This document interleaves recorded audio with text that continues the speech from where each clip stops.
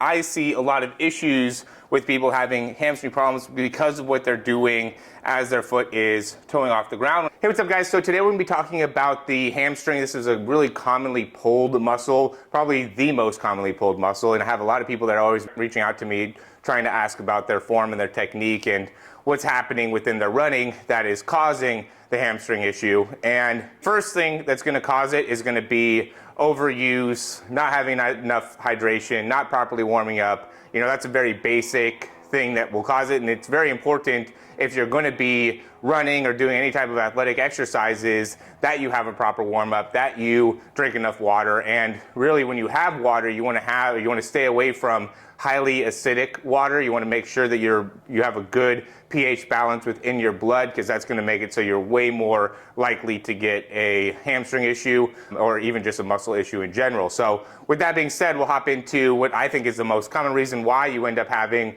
a hamstring pull, which is just not great foot mechanics, especially when it comes to the backside. So there's really two primary times when you're running where the hamstring is going to be very active. One of it's going to be during the toe off, and then the time where it's actually more active is going to be right prior to foot strike. And most common times where you're going to end up having a hamstring pull. Now, with that being said, to me, looking at a lot of technical analysis, I see a lot of issues with people having hamstring problems because of what they're doing as their foot is toeing off the ground when it comes to sprinting. And the reason is because as the foot's coming off the ground, we really want to be getting into a position with that toe where we've talked about this in the past, where that heel is coming more forward than the toe. So that toe should be behind me in comparison to the heel, or at least straight up, transitioning forward as that foot's coming off the ground to make it so we're getting a kind of straight forward and through action.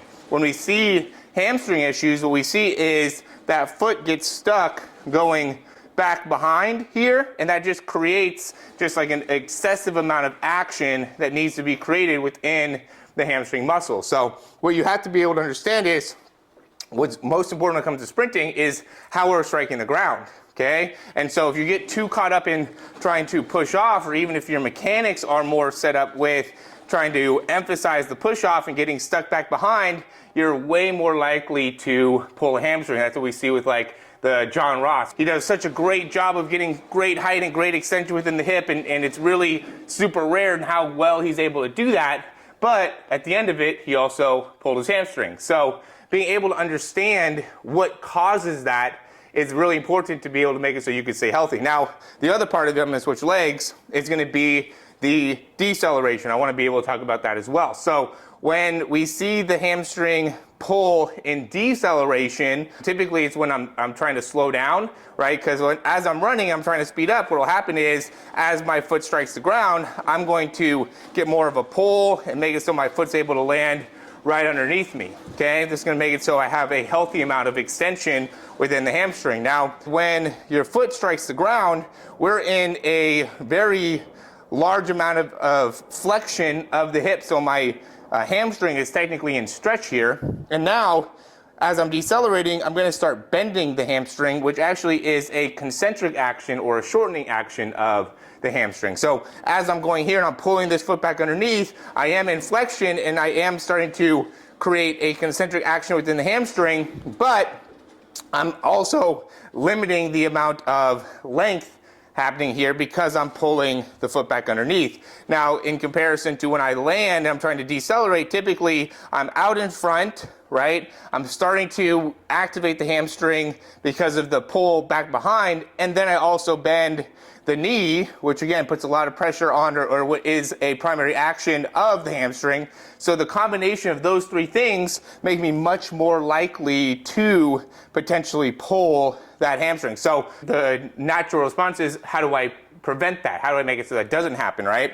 And so what we want to be able to do is be aware of, as I'm hitting the ground, even though I'm trying to decelerate, one, I want to make sure that I'm not going and leaning too far back, okay? Because if my spine gets too far upwards, that's going to also create an additional pull on the top of my hamstring. So I want to be able to maintain a good forward position within my spine. Additionally, the best that I can, I want to be a little bit more on the balls of my feet, okay? Because the more I'm on my heel, the more extension I'm getting, right? So if you feel this, if you push with your heel, I'm going to immediately feel a stretch in the hamstring. Where if I have my toes down, that's not going to put as much pressure on the hamstring. It's very common as you end up going and striking the ground to end up having your ball of your foot be not as likely to strike the ground. More people end up hitting their heel, which will then make it so you're more likely to pull your hamstring or hurt your hamstring. So make sure that you're landing on the balls of your foot. And then most importantly is don't get stuck with the foot back behind. We want to be nice and quick with that foot coming right forward and through, okay? Yeah, we need to have some bend back here, but right here is actually not where we see a lot of action in the hamstring. It's a natural response from as that foot comes off the ground. Most of that action is going to be coming as that foot comes off the ground. So we want to be nice and quick and being able to get into our leg drive, so then we're getting both a healthy amount of hamstring activation, but also not so much that we're putting ourselves in a position for overuse or injury. Thanks for watching. Hope you guys got a lot out of that. Like, subscribe, all that type of good stuff. Comment if you have any questions. We'll talk to you soon.